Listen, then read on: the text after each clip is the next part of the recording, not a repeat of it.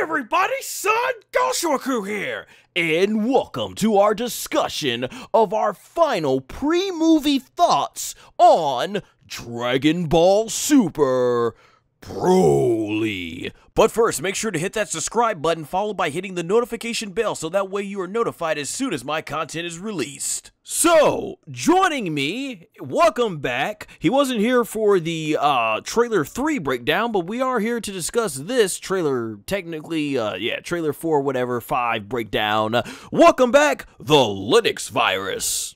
Yo, what's going on, guys?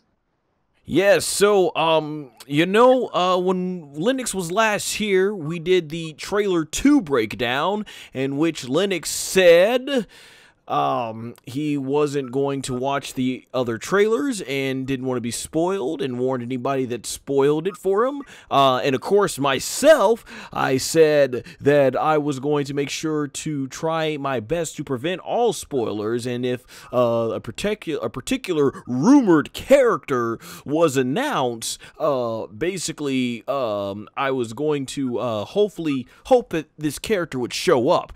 It is out!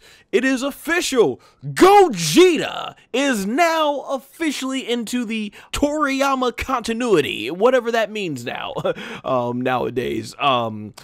Yeah, so that means me and the TheLinuxVirus come to you today as we have failed. We failed to seek out what we wanted to accomplish in trying to say as spoiler-free as possible. You know, I checked out trailer 3, risking it, and I was so glad when they actually didn't reveal the character. I'm like, yes, that's what I want. I want to make sure I'm going into this movie, seeing that Gogeta is, that just for that all moment, like, oh, they actually went there. They actually did it. Gogeta is actually in the movie. So let's just get started how we found out. I was actually scrolling down, and hey, shout out to Geekdom 101, one of the most knowledgeable Dragon Ball fans on the planet. Definitely check out his content. But I was going through my YouTube channel and had recommendations, and there he had Gogeta on the cover, saying the Gogeta revealed. It's not a spoiler anymore, so definitely no hit at him. You know, it's his channel, and that's how he does things, and everything. So I found out, and then after that, I quickly just shut off my YouTube app because, like, okay, I've already seen the normal form, but I don't wanna see anything else. I'm not gonna watch it. I see it's 30 seconds, but I'm not gonna watch it. Then my coworker comes by, and he's basically like, dude, did you see it? Gogeta's in the trailer. And I'm like, don't say anything further. Then I get on Twitter, and it's Gogeta this, Gogeta that. I get on Facebook, it's Gogeta this, Gogeta that. My friend, in fact, she commented and tagged me in a post, said, oh, I didn't see this one. I click on it, like, what's going on? And I'm like, there's the trailer playing right in front of me, and I'm like, I'm seeing these visuals, and I'm like, there's no preventing it on social media. It is the day the day and age that we live in. So I eventually went ahead and my curiosity got the best of me. I watched the trailer and I was blown away by the animation. But yeah, we know Gogeta's in it. So that's my story of how I found out. I'm very curious to hear, Linux, because you were really determined, I know, to you didn't want to see any more further spoilers. How did you find out? Or how was it spoiled for you, I should ask? In all honesty, when I first saw the trailer, I thought it was a you know, kind of like one of those fan-made things. But the initial way it was posted was from one of my fighting game friends. So, you know, obviously there's a lot of hype around the movie. People are posting links and theories and all of that good stuff. And then literally I see a link pop up on my Facebook feed. And when the link pops up, it was in the format of like an article, like something that you would see on Kotaku. So I'm like, okay. So I click on it because I'm thinking it's like a fan theory. And I have fun reading those. And then it goes to a YouTube link. And when that happened, I was like, wait, what? And by then the trailer started playing and I'm like, well, there's no point in turning back now. Oh man, yeah. I tried to hold back because I'm like, okay, there's 20 seconds to 30 seconds in this. I'm like, the least I can at least do is hold back. But I'm like, I might as well. I still got at this point 2 months to go. And the thing is, this was released by Toei Animation themselves. Toei released it. What I think through the Namco Bandai's official YouTube and the Japanese Namco Bandai. So it's all over and it just spread everywhere. This is what's going to lead us to our first topic here about it, is because a lot of Dragon Ball fans have been completely, it's very polarizing. You have the fan base is just all hyped and so happy that Gogeta is you know, many would say canon now, and then you have that other side of the fan base that they want to, there's like, it's ruined. Why would you spoil this? You know, I remember, and ironically, I'm working on Battle Deception's trailer right now, and I remember long before I even got to this part of the trailer, and I was thinking about what to do in trailer, you know, me and you were talking, and of course, Linux plays the villain in my upcoming short film Battle Deception, Tom Cree, and you were saying, you know, that's one of the rules of trailers. You never put a big major surprise, or you said a major surprise or a major key plot point of the story that could be a major twist. You don't put that into the trailer. You sucker everybody in with all the other stuff, and then that way you grab them by surprise in the trailer. But that's not the route they went. And I heard leading up to this that in Japan, it just might be a very different culture thing, or the way Toei Animation does it. They don't really care about spoilers, because at the end of the day, this movie's about fan service. This movie's about cranking out toys, action figures, DLC for games, because they've released so much Gogeta merch right now. It's ridiculous. They've got all the action figures, all the toys. They've got them for the downloadable content. They've released the Xenoverse 2 packets, which, you know, is what started all this, which makes me wonder, like, I was wondering if they would have, did they know that people were gonna hack the data mine or whatever and get the game data, and know that would start the speculation? Like, is it possible? And I know you're very knowledgeable when it comes to video games, Linux. Is it possible that they could have waited to release the data mine, or the game data that's responsible for that downloadable content, that they could have waited until closer to, or when the movie was out, to release that? Or did they know exactly what they were doing, or is that they had to put it months in advance with the data on there? Like, I'm not sure how all that works, but you can answer that for me in a moment here. But yeah, a lot of merchandise is being put out there, and that's really what it's about, because my understanding is that in Japan, while, you know, we look at ratings over here in America as a big deal, in Japan, it's more about the merchandise, because as I've learned with Dragon Ball Kai, the reason why it was initially canceled before the Majin Buu saga was not so much the ratings were bad, because the ratings were actually pretty good. It didn't sell enough merch. Whereas now with Dragon Ball Super, even on times where ratings may have disappointed, they're selling so much merch, and that's what's really, you know, being huge. So that's ultimately what it comes down to. So you got fans that are mad. I know me and you wanted to see Gogeta save as a surprise. What is your thoughts on this, Linux? Did you think Toei Animation made the right move in putting out Gogeta just weeks before the movie was released?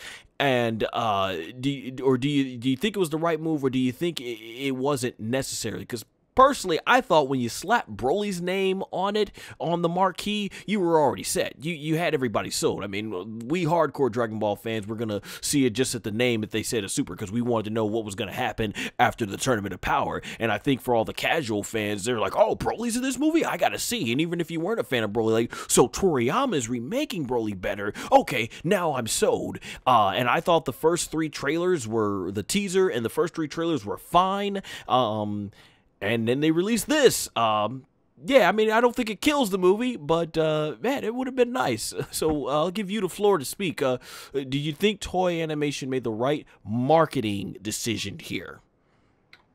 It's a little hard to say. You really can't call something like that until you see kind of how it sits with the fans on a global scale.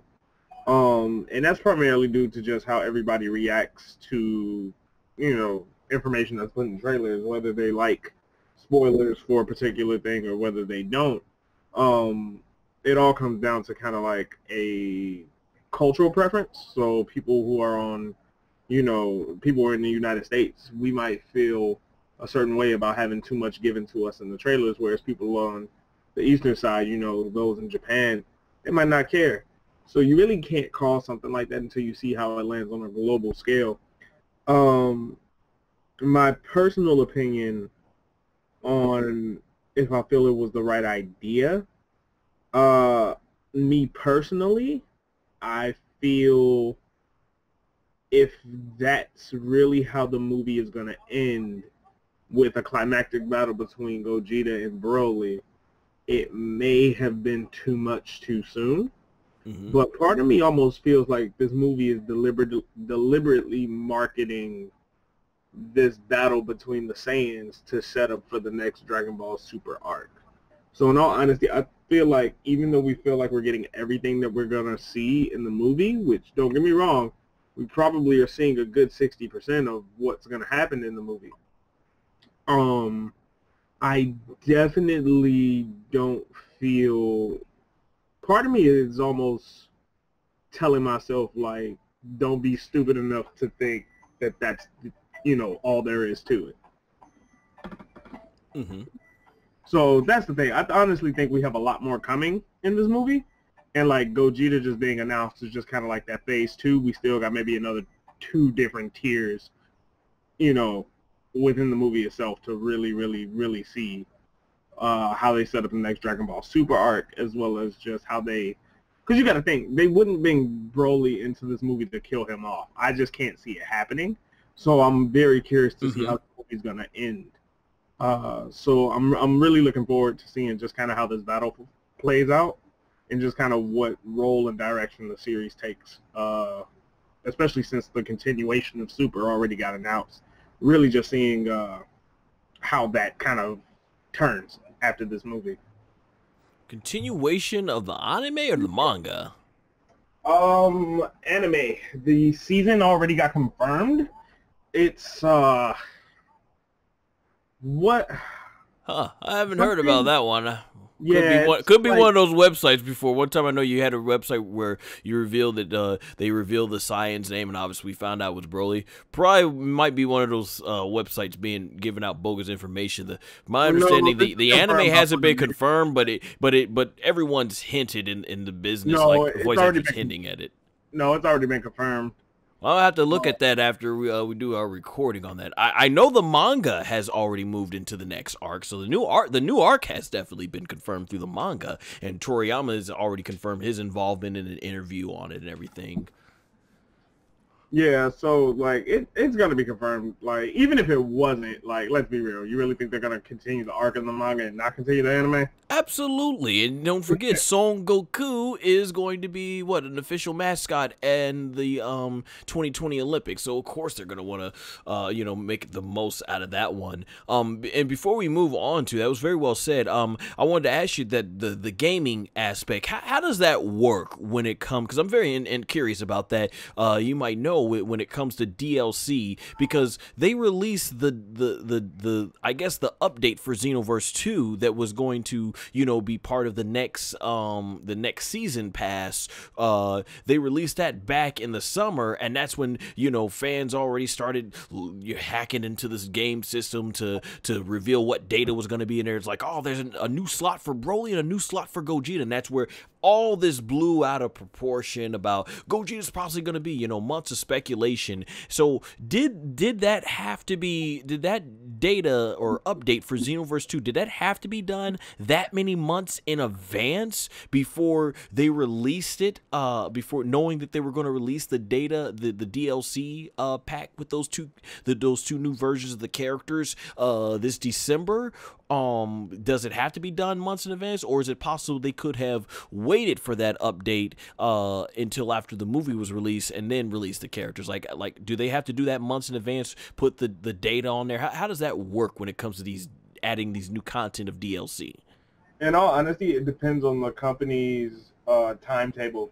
that they have planned out for the game. So if they have like a specific plan that they want to play out throughout the course of the year, where they want DLC to land through this specific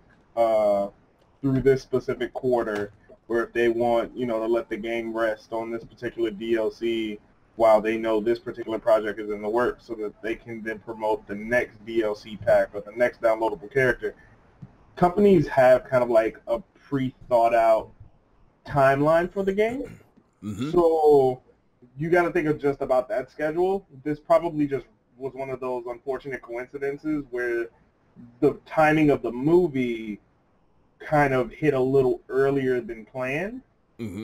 So the devs had to, you know, meet their deadline, and the two just kind of coincided at the same time. So they just had to go ahead and drop it in June and everything. Because I guess I'm wondering, was it a thing where they knew, like, with the technology out and all the crazy mods that people are able to make now on PC, when they released this, was that going through their mind like, somebody's probably gonna get into the system and reveal all the data information and find out that there's a new version of Broly and Gogeta and there's nothing we can do about it but keep quiet until December? Or was it a thing where they were like, yep, we know exactly what they're gonna do and we're gonna keep quiet, we're gonna let them put it out there, we're gonna let people do the speculation, and then we'll drop it right on them right before the movie? Like did they know, did they intentionally know what they were doing, or was it like you were saying that it was misfortunate, they didn't want it to come out but they knew it was gonna happen? Yeah, it was most likely one of those things where they knew it was gonna happen. There's nothing they could really do, so you know, you just kind of gotta let the chips fall where they may. Gotcha. Yeah. So yeah, you know, this is something interesting. Let's get into like the new arc that's coming about. Have you read much information on it?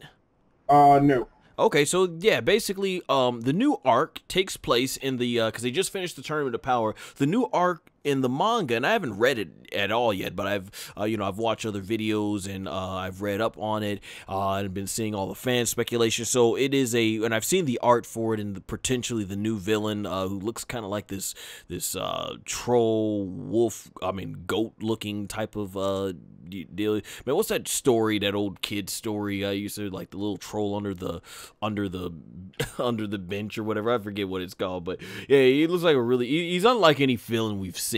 But yeah, it's called the prisoner arc or something like that. I think it's called, and it's basically around the Galactic Patrolman trying to get this prisoner or something like that, and it takes place after the events of Broly, so we know Goku and Vegeta are escaping alive, and obviously, everything takes place before the end of DBZ, so of course we know all the characters are going to be around there. So, with that said in mind, there's a high-level amount of speculation from fans that this is going to be the return of Kid Buu and the ultimate Kaioshin, Dia Kaioshin, I think his name is, the one that Fat Buu Buu absorbed, the big muscle Buu that most fans call Buff Buu. He absorbed him, and that's what formed Fat Buu. So a lot of speculation. Now I'm not confirming. This has not been confirmed. Of course, you get wonky with Kid Buu because his spirit's already been reincarnated in Oob. If this is gonna all tie in toward the end of DBZ and Oob, then fine. Once again, I'm not so. I really want them to get past this 10-year time skip, but yeah, that we know that's what's coming into the manga, and as Linux was saying, this is most likely what's going to be happening in the anime. So that's what's apparently next, and that's just recently started in the manga. So if anything, there's a lot of high speculation. This arc's going to deal with the ultimate Kaioshin that we remember that pretty much Fat Boo's made of. So I'm not sure how this is all gonna really tie in. I don't think anyone's coming back because Fat Buu is looks just the same as he did at the end of DBZ as he does now. So based on what I've told you, what is your thoughts knowing that this is where the story's headed after Broly? In all honesty, at this point with Dragon Ball, man, I'm just going with the flow. Right now, no, because like it was really, really difficult to predict kind of like the direction they were going to take after the Battle of Gods movie, right? And that ended up landing us into the hit, arc in the Otherworld tournament. And then that somehow... Universe 6 tournament and everything. Yeah, and then that somehow ended up springboarding into Resurrection F, which then led into the... you see what I mean? Like, I don't necessarily get the direction of Dragon Ball because they're ping-ponging so drastic. I take that back. After the hit tournament, we ended up getting Goku Black and then Resurrection F. So, like, we're ping-ponging between different concepts right now. So Dragon Ball... It's like one moment you get something new, and then it's running back to the past, then something new, and then running back to the past. Well, the direction that they've taken is that they have an overarching storyline, but they break off into... So put it this way, the movies themselves are all interconnecting, right? Battle of Gods segues into Resurrection F, which segues into the Broly movie. So let's just say that's the main storyline that picks up where Dragon Ball Z left off. If that's the case, then you have these intertwining arcs that happen in between. So it's almost like the main story or the super episodes are treated as filler to segue from movie to movie. So the main story of Dragon Ball, like the big pieces of information we're getting are from these movies. And then your supporting characters in the build-up into the next movie are within that saga that happens in between. But that's why you, like, and that's also kind of like why you get so many different concepts thrown at you, where you can go from Battle of Gods to the Otherworld tournament to the Goku Black, back to Resurrection F, then you go to, you see what I mean? So, like, you're jumping from different concepts with nothing really necessarily tying into each other but the main movies themselves. So... A lot of different ones. I think I kind of get what you're saying. It just, to me, they keep doing all this, and we've been told at the end of DBZ that it's been 10 years of peace, and they're trying to fit, Toriyama and everyone involved in the creative process here is trying to fit all this information in between the 10-year time skip, and like I said, for me, the one big thing I'm looking at is like, oh wow, well, the more strong villains they keep facing, and the stronger we know just Goku's base form is getting, I'm like, well, must be super amazingly strong towards the end.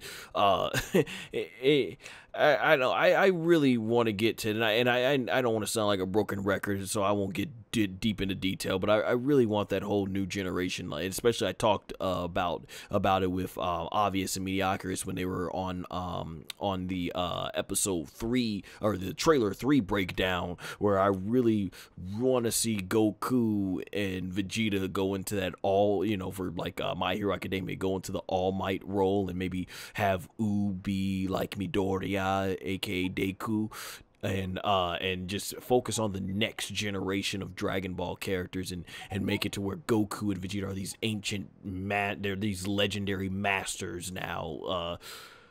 I really want to see that so bad, but it almost just seems to me, and Toriyama's mentioned that he wants to explore more in this 10-year time skip, so I don't even know if Toriyama, the man himself, if he's either confident or even wants to go past the 10-year time skip. And it's like the longer this keeps going on, I mean, we're at the point where it's been, almost over 20 years now, fans have been waiting to see Toriyama's version of what happened after Goku and Oob left the tournament at the end of DBZ. But it's like they're staying there, they're playing it safe, they're staying in this comfort zone, and it's like, how long can you possibly do that? You gotta get what I'm saying there? Yeah. Oh man. You can only delay the, and this is why you shouldn't put a concrete time like 10 years. If you even have a shadow of a doubt, you're gonna continue your own series. Which at the time, Toriyama was 1995. He was done. He for years they tried to get him back, and he was done. It took almost nearly 20 years for him to finally get this heavily involved in Dragon Ball again. So you knew back in his mind there was definitely a shadow of doubt. He the way he ended it, he just wanted to end it with, hey, you know, as long as Goku's living, the Earth will always have someone protected. He left it kind of very open-ended, and that was it, man. You knew Toriyama, and I mentioned this in my art video I did with Matt Dillingham. Toriyama was burnt out by 1995. You knew he was done. He probably had no intention of ever continuing Dragon Ball. It took almost 2 decades. Yeah. Which, you know, it brings us to a really interesting thing, because I honestly think he's going to end up retconning that whole 10-year statement. Or yeah, they've done it now. Compacting, or he's going to end up compacting all of this into maybe the course of a couple months versus years.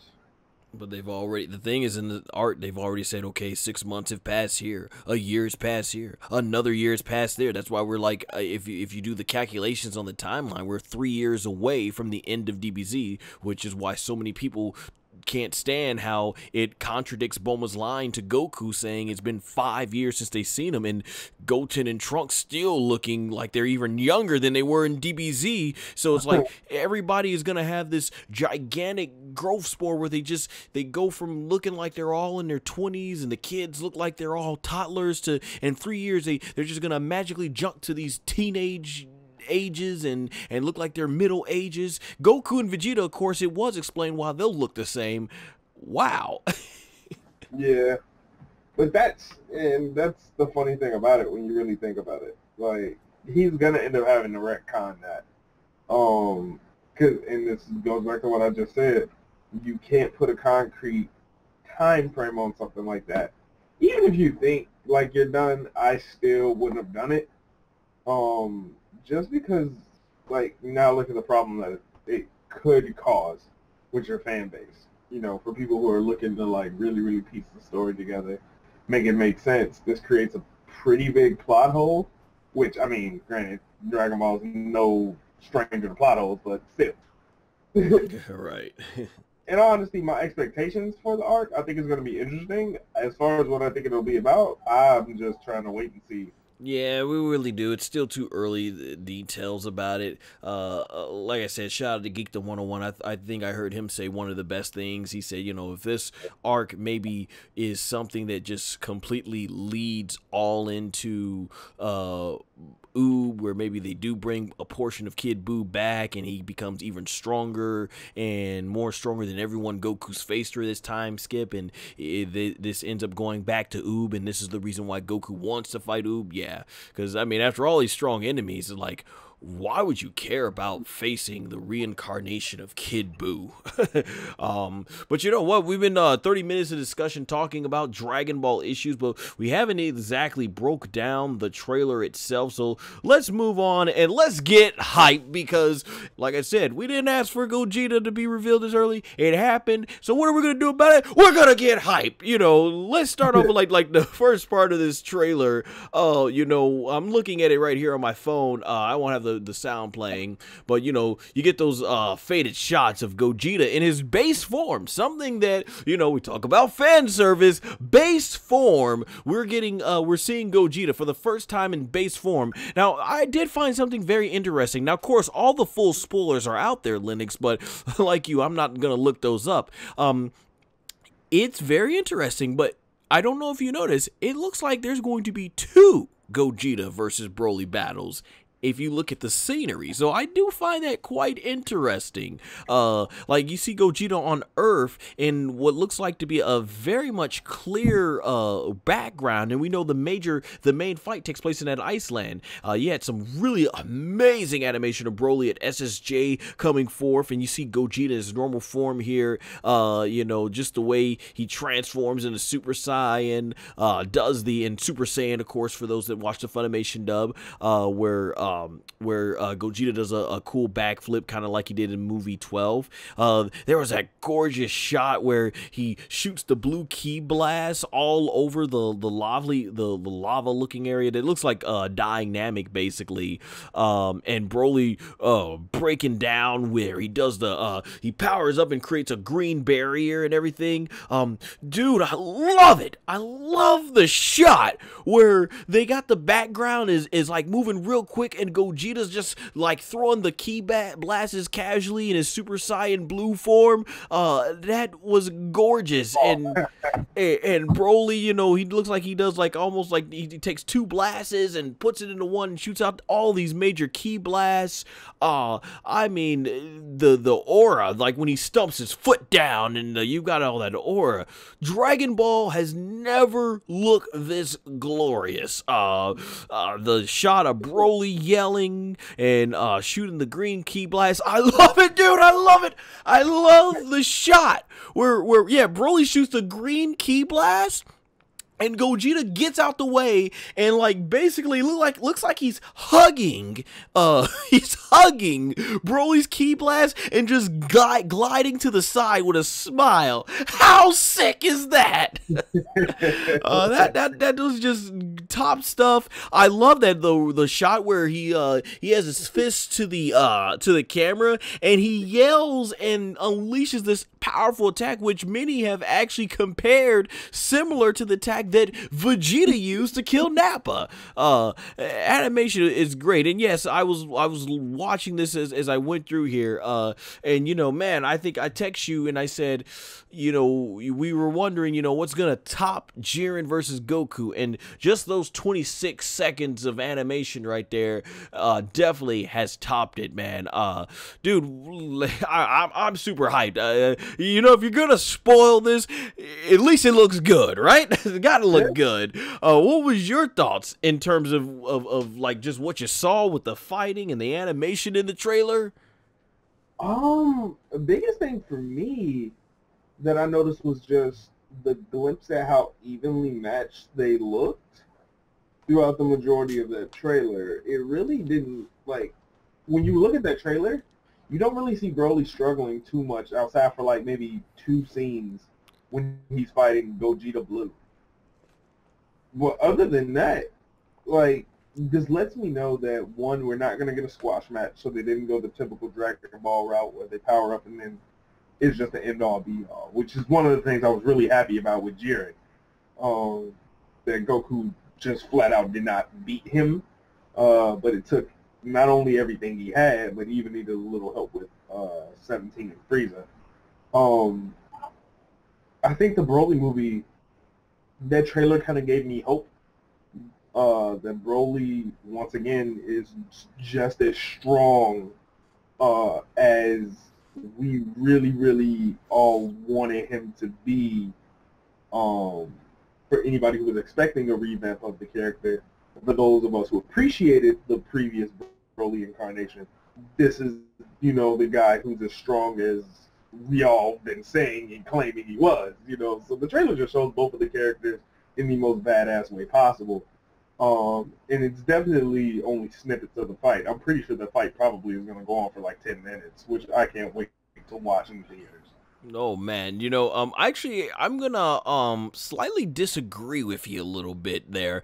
You said it looks like they're evenly matched. Now, and I had talked about this with my coworker. Is if you look at all the shots of Broly, he looks like he's in the fight for his life, yelling, "Rah!"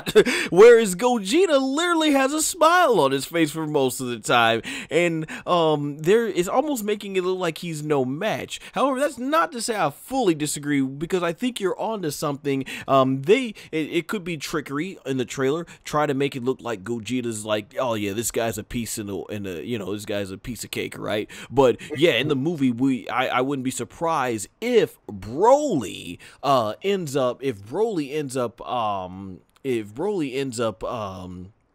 powering up and goes beyond what Gogeta thought and everything. Like I said, I know the full spoilers are out there, but I'm not gonna read them. Well, in that trailer, you got to remember, you're still seeing. So we've had 2 trailers since then. If you think back to one of the snapshots we get, from trailer number 2, which is the very last shot of Broly, he's in the legendary Super Saiyan state. In this trailer, Broly still has his armor on. Yeah, that's what I noticed. That's why I've been wondering. They must have an earlier fight in the movie on that same planet where he fights Frieza. And then I'm thinking they fuse again, possibly in the final battle with the Iceland, because that's where he's Super Saiyan Blue. It might be a thing where they're SSJ, and then like, okay, you know, Gogeta shows that he has this form too. He's got blue, and well, Broly's got this powerful form. Yeah, you know. Yeah, so that's why, like, trust me, it's an evenly matched. Obviously, they're not going to show a trailer of him beating up, you know, the legendary Super Saiyan form of Broly. But at the same time, I don't think that match is as one-sided as the trailer leads you to believe, especially when you think about all of the information they've given us. Agreed. There are shots that are just not adding up. You know, too, like I said, I want to get another shout out to Geekdom 101. I was listening to one of his videos, and he knows Sean Schimmel personally, and because a lot of people were complaining, saying, like, you know, there's people, and I made to mention this earlier, there were people who, I think someone out there on YouTube, in fact, has taken, like, roughly all 6 minutes of all the trailers, and they've compiled it together in what they feel is what's going to chronologically happen in the movie. And people are saying, well, yeah, this is pretty much the whole movie. And Geekdom 101 made a good point. He's like, you know, you can't possibly take 6 minutes out of a 140-minute movie and say, well, that's the whole movie. And he said Sean Schimmel, who he knows personally, confirmed to him, said, because Sean Schimmel's already done all the voiceover work for it, he says the little snippets that we've seen of Gogeta in the 26 seconds of that trailer, he said, is just a very small percentage. He says there is a lot more. Obviously, he's not going to tell you how much more, spoil anything, but he said there's a lot more than what that trailer is showing. So, you know, even though it spoiled Gogeta, there's definitely a lot more to this fight. And I know it's he's also confirmed as well is that this is going to definitely be the longest appearance we've seen of Gogeta on screen. So you know, there you go. Definitely, yeah. There's a lot more, you know. So yeah. What's your thoughts on that, Linux? There's people who are indeed so mad. They're like, there's no point in seeing the film anymore. They spoiled it. Look at all 6 minutes. It pretty much tells you what the entire 1 hour and 40 minutes of the film is. Well, I hate when people jump to conclusions like that because you haven't seen anything. Like, you saw a snippet. That'd be like us watching the first trailer, and just because Broly got revealed, we're like, oh, well, we know Goku and Vegeta are going to beat him because there's a new arc confirmed. So then what's the point of watching? Like, what? You sound dumb. Like, come on now, guys. Yeah, like, I mean, that's the given. Everybody knows it's Dragon Ball. You know, obviously the good guys are always going to win, and we already know that it takes place before DBZ. You know, a lot of it's about the journey, right? How you get there. Not so much the destination, but the journey to the destination. Plus, you got to think with all of the baggage that they have to unravel between Frieza and Broly, Vegeta and Broly, and even us getting a final concrete connection between Broly and Goku, you really think that we've seen everything in this movie? Like, and the reason why people will jump into this conclusion is because we've had a previous product. This movie has a predecessor. So a lot of people are just casually filling in the blanks, not necessarily keeping the idea that, hey, this is a completely different Broly concept and character than what we previously had. Like, that's the thing. People are just trying to fill in the blanks for what they already know versus just kind of taking the trailers for what they are, trying to decipher the information without inputting any of the old stuff, and then are just having fun with the new product. They're filling it in with the old legendary Super Saiyan movie. And guys, you're going to kill your experience for this movie if you do that.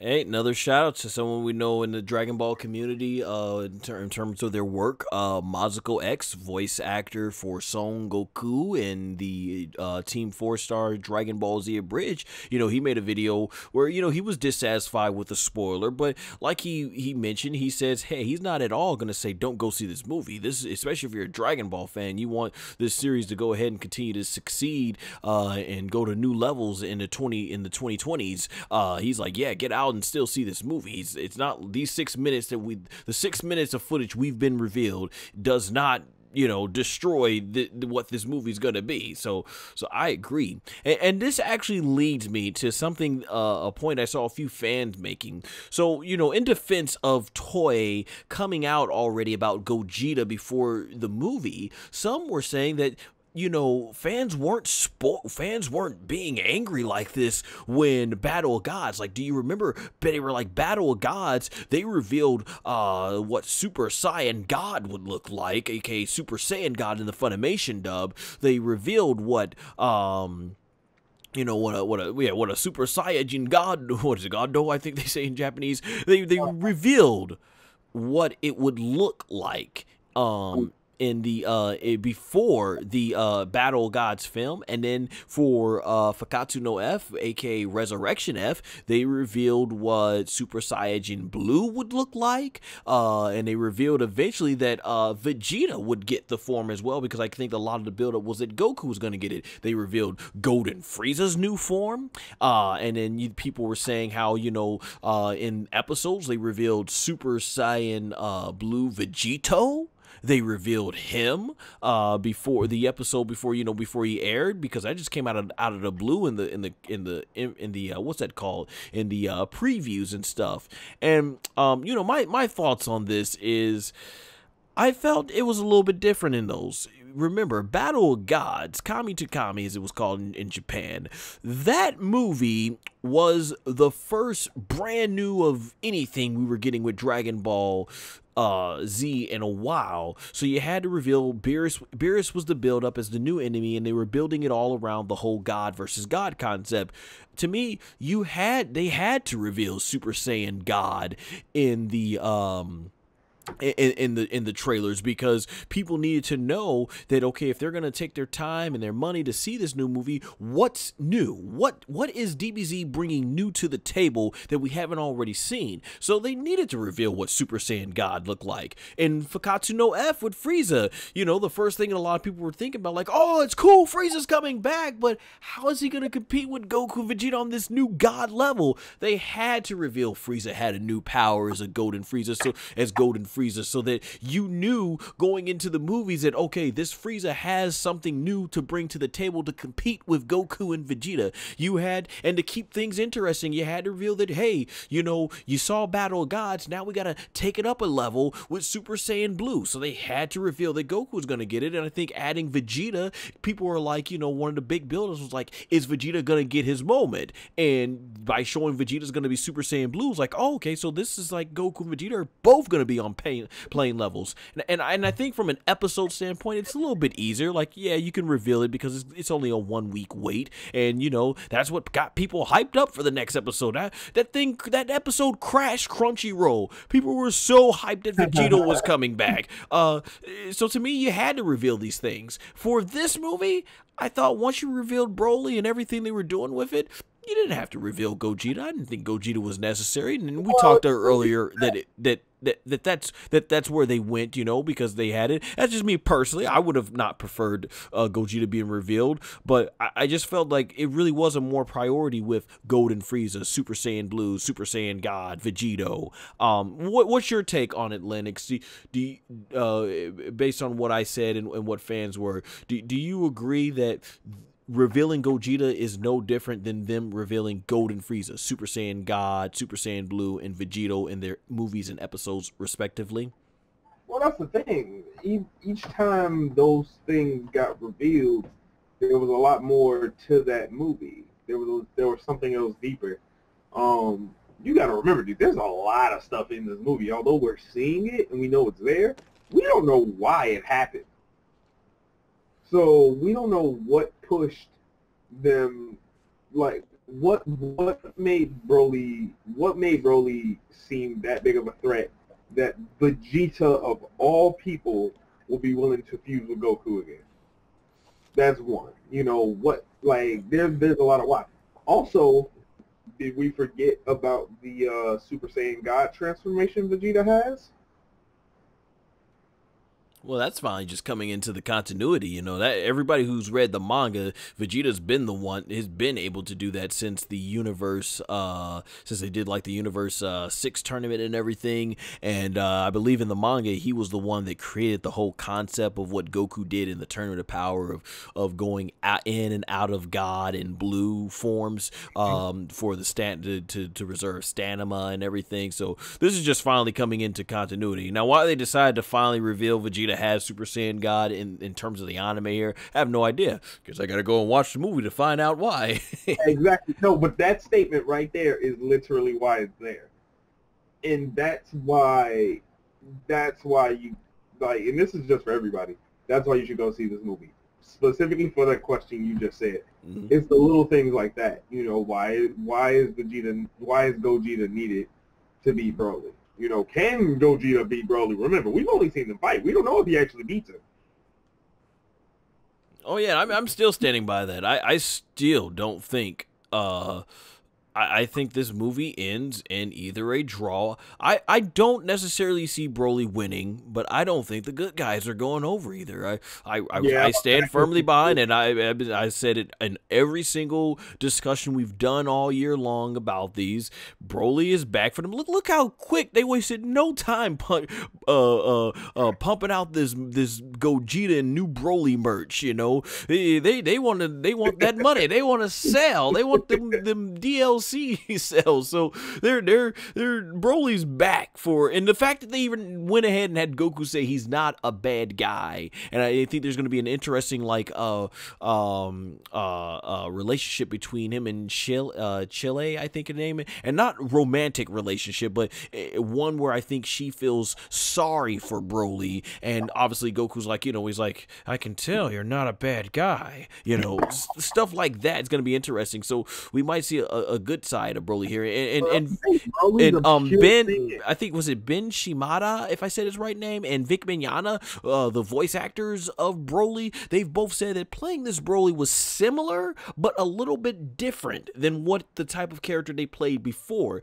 So it's a lot more keeping similar to the core of the character, but they did say it was a little bit more different this time around from what they've been used to playing with Broly. So that I take that from the actual voice actors themselves, the fact that they had to take somewhat of a different approach to this character. It really is a new Broly.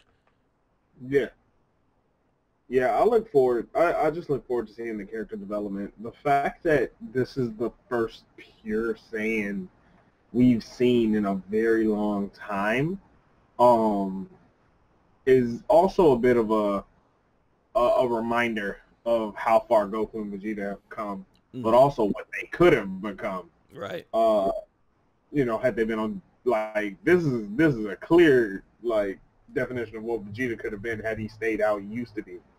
But I'm curious for Goku to say Broly's not a bad guy, like, and see his comments like that sparked the question, like, I need to see this movie because I need to know why he said that.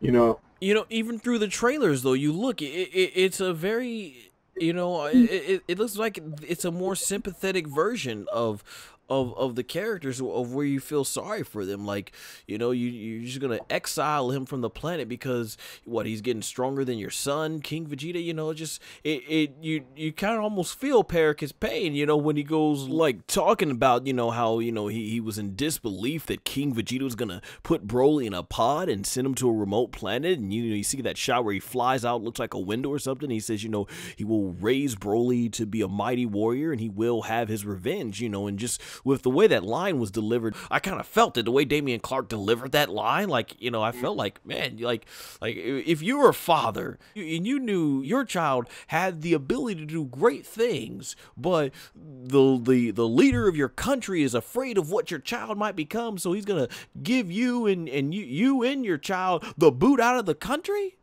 and he's he's literally what, months or maybe just minutes old. How would you feel as a parent, you know? Yeah.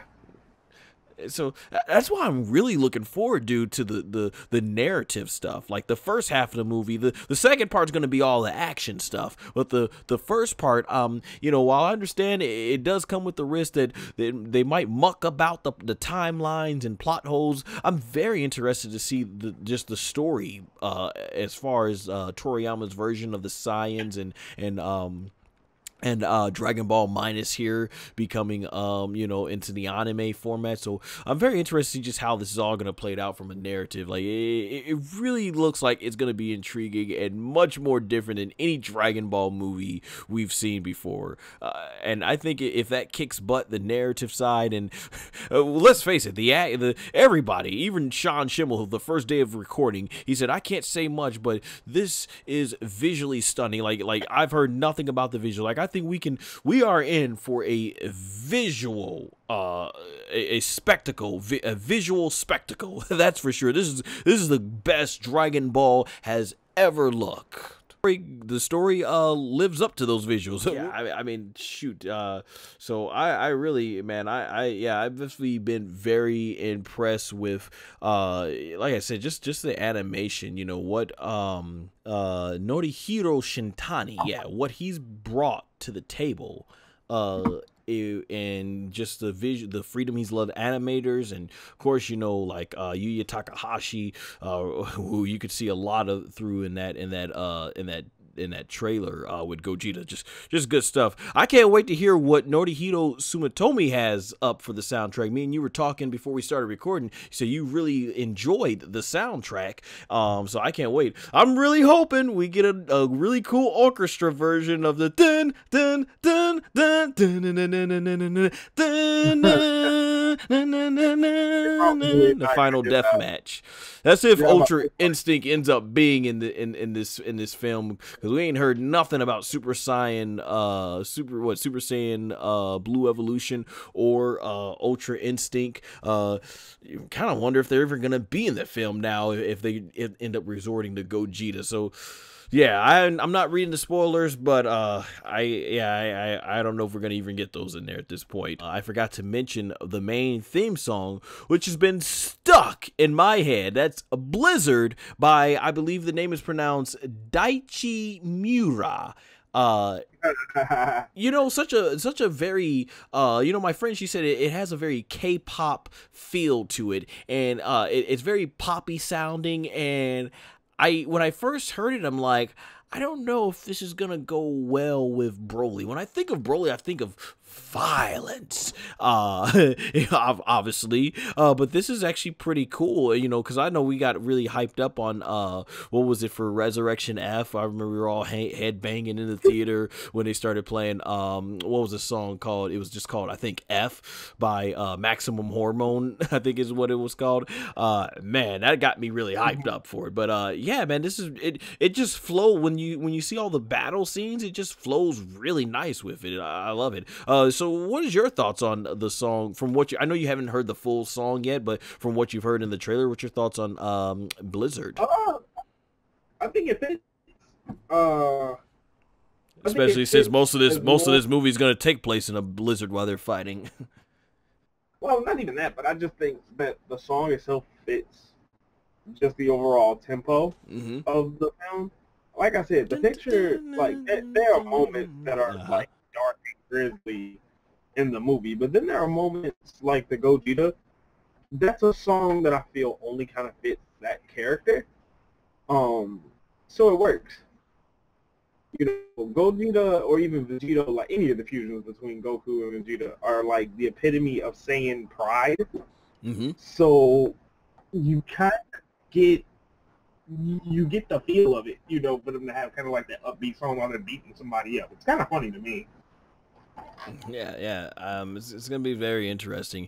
And I was gonna say too, we had some nice information that came out too recently from Shonen Jump manga, or Shonen Jump, and what they revealed. Now, I believe this would be a retcon. If anyone knows better out there, please correct me if I'm wrong, because I remember in Dragon Ball, the Elder Kaioshin stated that the effects of the Potaro earrings are stronger than the Manamari fusion, if I remember that's what it was called, for the fusion dance. So we always knew, and you know, Toriyama for the longest time before we started getting into this renaissance of Dragon Ball, Vegito was the strongest character in the history of Dragon Ball, pretty much. So we always knew, okay, Gogeta would not be as strong. Well, to settle the debate, because fans have always talked about it for years, who is stronger as a fusion, Gogeta or Vegito? And well, according to a recent post or article made by Shonen Jump, they revealed that Gogeta and Vegito are just as strong as one another. They are equally strong in strength, and you know, some people are gonna, you know, talk about, well, Gogeta's got to definitely be way stronger than Vegito because of Goku and how strong Goku and Vegeta. And the thing about it is that's how fusion works. The fusion, you have to judge the fusion based on how strong Goku and Vegeta are. So obviously, if Goku and Vegeta use the Potaro earring fusion with the ability to go Ultra Instinct and Super Saiyan Blue Evolution, obviously you would imagine that Vegeta would be stronger. So yeah, it's just gonna be one of those things that I guess they're equally as strong. I'm guessing in this film, because I know it's stated in the synopsis that the gods don't want to get involved, so it's more like Goku and Vegeta using the fusion dance and everything. So what's your thoughts on that? After all these years, we've been told Vegeta was stronger, but it's official. Gogeta and Vegeta are just as strong as each other. I mean, it's not a make or break. I never really cared too much for that argument, in all honesty, because you're arguing a hypothetical that can't really be proven. Right. Yeah, it's not too big a deal for me anyway, because honestly, I'm just happy to see Goku and Vegeta fuse. You know, it's really awesome. You know, my friend, she was telling me, we were watching Fusion Reborn in the theater, and she was like, you know, it's always great to see Goku and Vegeta when they work together. You know, it's amazing, and I agree, because when it is something special in Dragon Ball when Goku and Vegeta work together. You know, that's one of the reasons I love the Majin Buu saga. I know a lot of fans out there consider Majin Buu to be the worst of the four main Dragon Ball Z arcs, but I thought the storytelling that Akira Toriyama told between Goku and Vegeta was, I thought that was some of the best story-driven work he did, telling, you know, Goku and Vegeta, taking them from rivals to becoming a really good, powerful team. I freaking love it, and I mean, I'm happy. What about you, man? What about you, Linux? How do you like it when Goku and Vegeta team together? It doesn't really make me any difference. I actually don't like it because of the shape towards Vegeta. So I'm not that big of a fan of it. But I mean, it does make for some pretty interesting moments. But yeah, not necessarily a fan. I feel like I should have saw Linux. Linux. Everybody knows Linux personally. He don't like to get too mushy. He hates when I say the word "wav." And so yeah, I know you're a big Vegeta fan and everything, because you rather see Vegeta just kick Goku's butt, right? Pretty much. Yeah, I figured, right? I like it though. I like seeing Goku and Vegeta when they're able to work together and everything. But this should be very interesting. See how it all goes and all that stuff and everything. I'm trying to think. Is there anything else we haven't covered about this? Yeah, because honestly, I don't want to say more than what we've already said. We've talked about our predictions, and I think our predictions still pretty much stand to how we see it going down, especially now that we know Gogeta is in this film. Like I said, I think one thing that I am interested is I'm thinking we're gonna get two fights here with Gogeta, and everything. So I'm looking forward to that and seeing where this goes.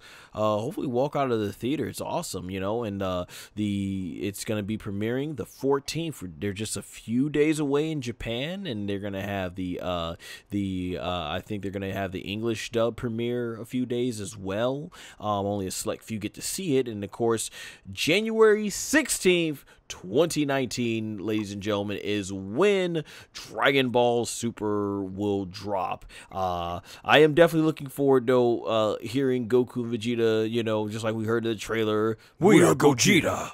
And then, you know, now it's our turn. You know, all that stuff, and hearing Vic Mignogna do the Broly yell.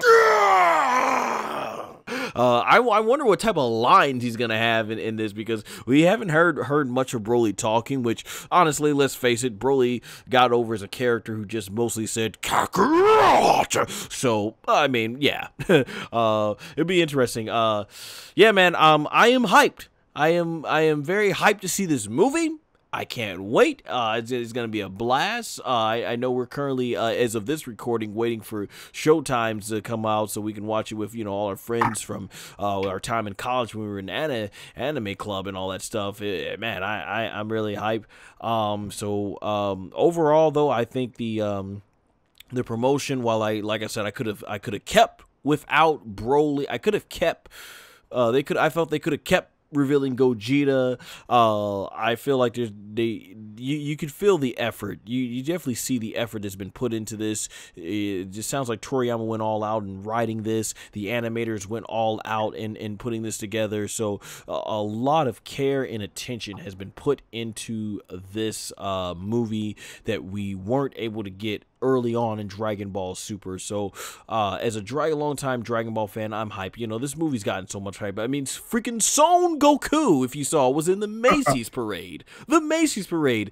Dragon Ball is getting the mainstream attention that it deserves because of this movie. You know, it's really cool. I think even you saw WWE superstars joining in panels. Like what they had, Zack Ryder and Kofi Kingston, I think, join in a panel with some of the executive producers of the movie at a convention earlier this year. So I'm static. I'm happy to see Dragon Ball getting this recognition. Man, well, I didn't get your thoughts on that. Were you happy to see Son Goku in the Macy's parade? I mean, I was happy, yeah, but I wasn't surprised. I think it's like the first time ever. Yeah, you felt it would eventually happen. And you, man, hey, let's talk about you. You for those of you, obviously, if you're not aware, first time listening, Linux, you know, is a professional competitive gamer. Dragon Ball Fighters, man, just won the best fighting game of the year. You know, who would have you thought? All the years, you know, me and you back in high school, you know, played all those Dragon Ball games, and I know you love fighters. You know, being a professional gamer and everything, fighting gamer. What's your thoughts on that? It's actually a pretty big milestone just for the fighting game community to kind of have that type of title under their belt. Literally the big thing about that game, before it even came out, a lot of the communities, a lot of the top players from every community were all kind of like, this is that one game that'll probably like get everybody on the same page, like bring everybody together. And it's done that for the most part. People play the game for the fandom. You know, they grew up with the series, they enjoy it. The competitive thing kind of comes second. So, you know, it's just, Fighters is just a really good game all around. So if you really want to just have fun, you can play it.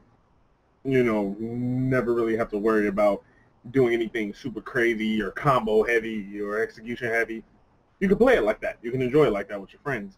And then there's a deep neutral and meta game that if you want to branch onto the competitive side, that's there for you to learn, for you to grow in, to feel fulfilled if that's what you're looking for. So the game just kind of appeases everybody on every level, whether you're a casual player or a like competitive player.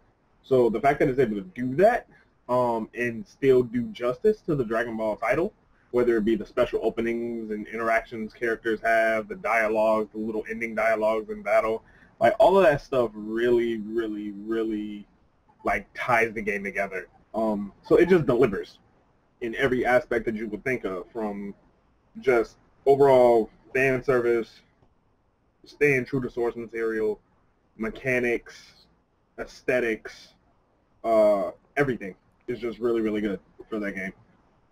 Awesome, man. Definitely well said. And I heard it was big at Evo, so that's a big thing. And I know you were competing there.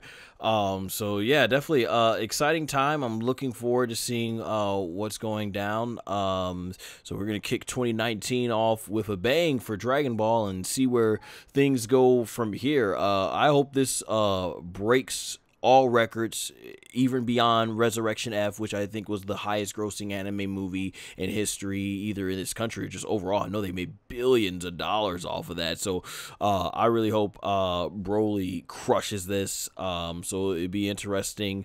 And eventually, hopefully, we do get some new progress for the Dragon Ball series. But yeah, that's all about that can be said. These are our final thoughts regarding Dragon Ball Super Broly.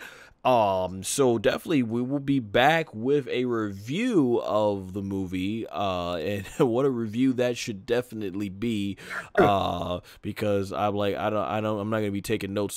So forgive me in advance if I can't remember, there's gonna be way too much action to probably keep track of. Shoot, man, this, you know what, this hopefully maybe this ends up being the best fight, because you know what, unlike the Jiren and Goku story, like I tell you, like I know you said you felt it was the best fight in Dragon Ball history, and for me it was like definitely visually the best, but I'm like, there was so much emotion behind some of those other great Dragon Ball fights. But they're gonna be giving us the entire backstory. This whole movie is about the buildup of Goku, or in obviously the science, Kakaroto, Broly, Vegeta, and how the decisions their fathers made that put them off to 3 different destinies, and these destinies collide. So we're gonna get the whole backstory to this fight. So between such a heavy backstory, tremendous action, maybe this could become one of the best Dragon Ball fights. I mean, I'm looking forward. I mean, yeah, it definitely should. So, definitely, with that said in mind, we'll wrap up. Thank you guys so much for listening to this audio discussion as we gave our final thoughts leading into Dragon Ball Super Broly. With that said in mind, Linux, the floor is now yours for plugs. Hey guys, if you guys enjoyed this content, if you enjoy fighting games, even if you just want to say hey, definitely feel free to hit me up on Twitter at TheLinuxVirus, hit me up on Instagram at TheLinuxVirus, and check out my YouTube at TheLinuxVirus. Awesome. Though I should probably warn you that your YouTube URL still is your old name of Ganryoma, so you might want to end up changing that. But when you get there, your title does say the Linux virus. Did you know that? No, I didn't, actually. I need to check that. Yeah, it's really hard to kind of figure out and find it on YouTube, so I'll probably have to show it to you and everything later. But yeah, and that being said, guys, here are my plugs. So if you obviously are a fan of Dragon Ball, shonen manga, or anime adapted from shonen manga, make sure to check out my upcoming short film, Battle of Deception, as it's based on those types of genres. I currently have lots of videos such as the teaser trailer and the behind the scene interview videos right here on my channel, so make sure to subscribe and hit the notification bell so you can be notified as soon as I release more content regarding Battle of Deception, Dragon Ball, and even WWE if you are a professional wrestling fan. And make sure to like me on Facebook and follow me on Twitter and Instagram, both at SONGOSHUAKU. All links will be in the description below. Take care!